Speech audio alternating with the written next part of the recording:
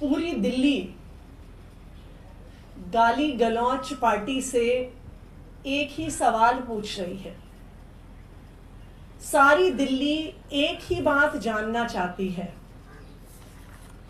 कि गाली गलौच पार्टी का सीएम चेहरा कौन है। आप दिल्ली के किसी भी गली, मोहल्ले, कॉलोनी, पार्क में कहीं पर भी जाइए, आज यही चर्चा का मुद्दा है कि आम आदमी पार्टी ने तो अपने सीएम चेहरे को घोषित कर दिया कि दिल्ली के लोगों को पता है कि आम आदमी पार्टी को वोट देने पे अरविंद केजरीवाल जी दिल्ली के मुख्यमंत्री बनेंगे। लेकिन अगर गाली गलौच पार्टी को वोट दिया तो आखिरकार उनका मुख्यमंत्री कौन बनेगा। आज बीजेपी की कोर कमेटी की मीटिंग चल रही है। आज शाम को भारतीय जनता पार्टी के पार्लियामेंट्री बोर्ड की भी मीटिंग है।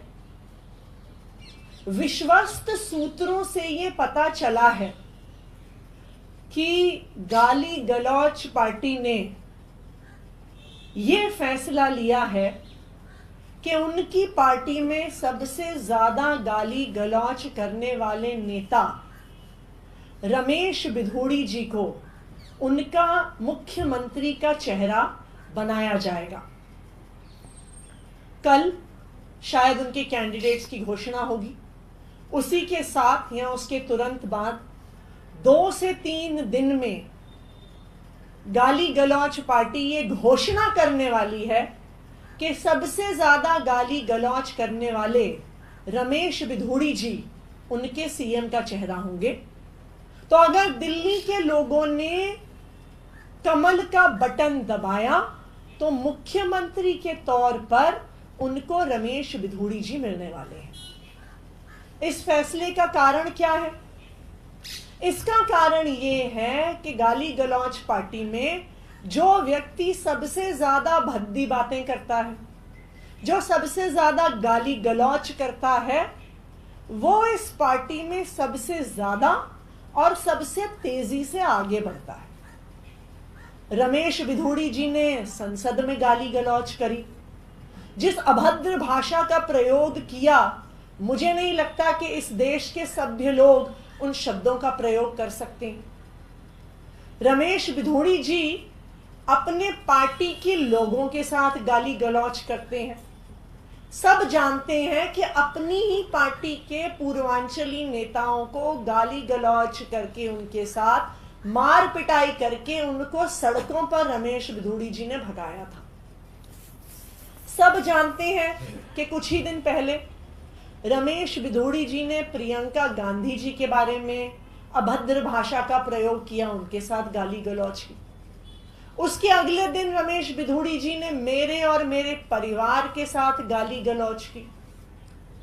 तो इस गाली गलौच का रमेश बिधूड़ी जी को ये इनाम मिल रहा है कि उनकी पार्टी उनको सीएम चेहरे के रूप में घोषित करने जा रही है। विश्वस्त सूत्रों से पता चला है कि आज सीईसी की बैठक में फैसला हो चुका है और आज शाम की इनकी पार्टी की पार्लियामेंट्री बोर्ड की मीटिंग में उस पर मोहर लग जाएगी। तो अब दिल्ली के लोगों के सामने 2 ऑप्शंस हैं।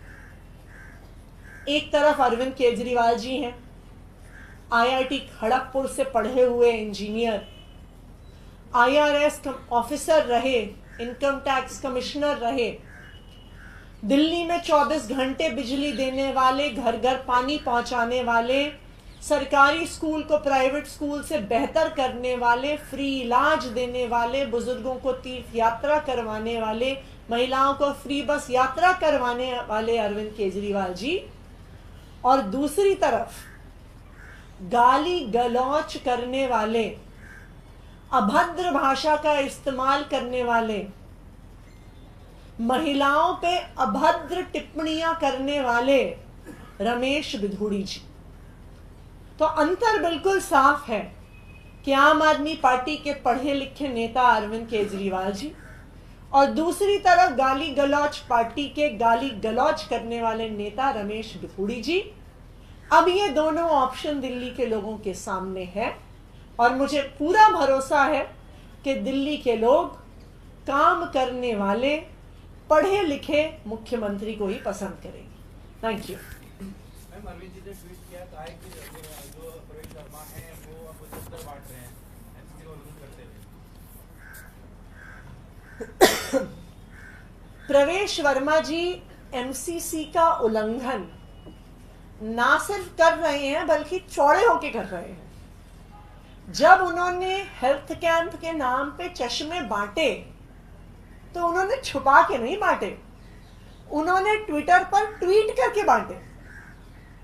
जब उन्होंने अपने घर पर वोट के बदले नोट बांटे, उन्होंने छुपा कर नहीं बांटे, खुलेआम बांटे।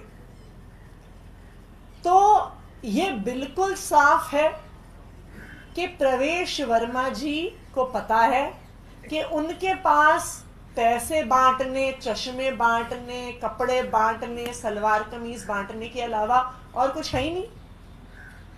उनकी पार्टी ने ना आज तक कोई काम किया है, ना उनके पास कोई विजन है दिल्ली के लिए, ना उनके पास कोई नैरेटिव है। तो इसीलिए वो आचार संहिता का उल्लंघन कर करके वोट के बदले नोट बांट के वोट इकट्ठे करने की कोशिश कर रहे हैं। लेकिन मुझे उम्मीद है कि हमारे देश की इलेक्शन कमीशन इसका संज्ञान लेगी। कल हम इलेक्शन कमीशन से मीटिंग भी करके आए हैं और उन्होंने हमें आश्वासन दिया है कि किसी भी प्रकार के आचार संहिता के उल्लंघन पर सख्त से सख्त कार्रवाई जरूर होगी।